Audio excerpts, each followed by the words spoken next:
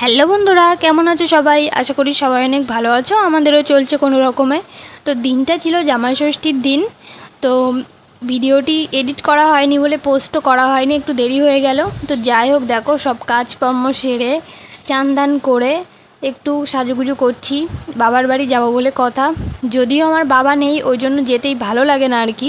বাবা মা না থাকলে বুঝতেই পারছো বাবার বাড়ি মেয়েরা কেমন যত্ন পায়। তো যাই হোক, মা বেঁচে আছে সেই জন্যই আর কি যাওয়া। মা বারবার করে বলছিল, সেই জন্যই আর কি যাওয়া। তো দেখো একটু নেল পালিশ পরে নিচ্ছি, তার মধ্যে দেখো আমার দুষ্টু পাপা আমার চুল ধরে টানছে, আমার ওড়না ধরে টানছে, এই সমস্ত দুষ্টুমি করছে ও। তো যাই হোক, নেল পালিশ পরে নিচ্ছি। তো বন্ধুরা, বিয়ের আগে আমার হাতে পায়ের নখ ছিল অনেক বড় বড়।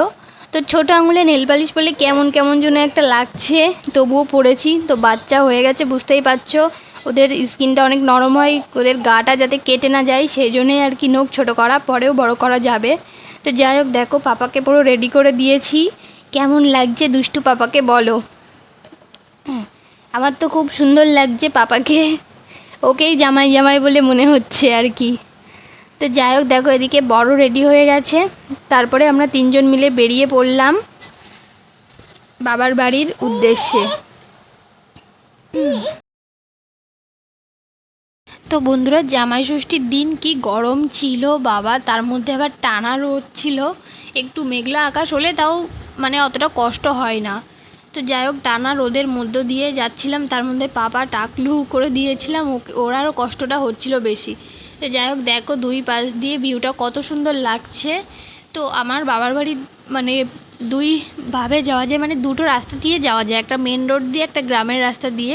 তো আমরা গ্রামের রোড ধরেই যাচ্ছিলাম, ভিড়টা কম হবে তাই। তো দেখো ফাইনালি বাবার বাড়ির এলাকায় পৌঁছে গিয়েছি, এইটা আমাদের বাজার।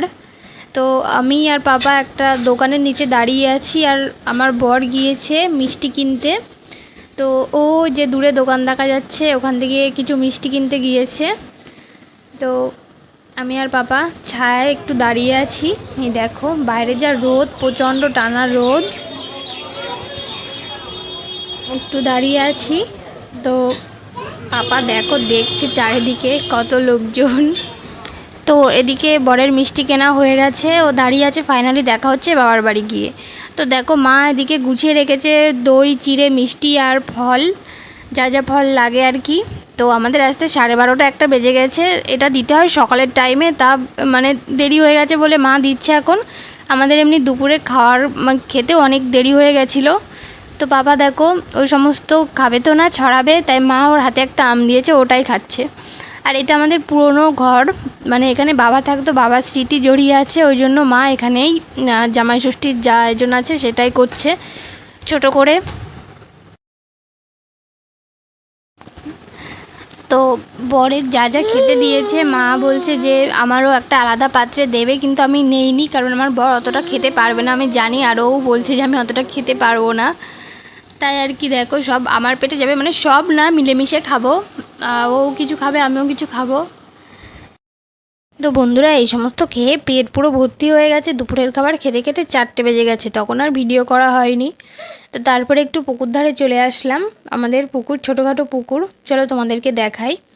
এই যে পুকুর, তাল গাছ, এগুলো সব আমাদের। তো বাবা বেছে নেই, সেই জন্য সব পরিষ্কার অপরিষ্কার হয়ে পড়ে আছে, দেখো গাছপালা ভর্তি হয়ে গেছে চারিদিকে। তো মা একা পেরে ওঠে না। তো যাই হোক, আমার একটা দাদার ছেলে তাল পেরেছিল, সে কিছু নিয়ে গেছে, আর আশপাশে মা দিয়েছে কিছু তাল, আর বাড়ির জন্য অল্প কিছু রেখেছে। তো কয়েকটা খেয়ে বাড়ির জন্য, শ্বশুর বাড়ির জন্য আর কি বেরিয়ে পড়লাম রেডি হয়ে। তো আমাদের ভিডিও যদি ভালো লাগে লাইক কমেন্ট শেয়ার করে দিও, আবার দেখা হবে নেক্সট কোনো ভিডিওতে। টাটা।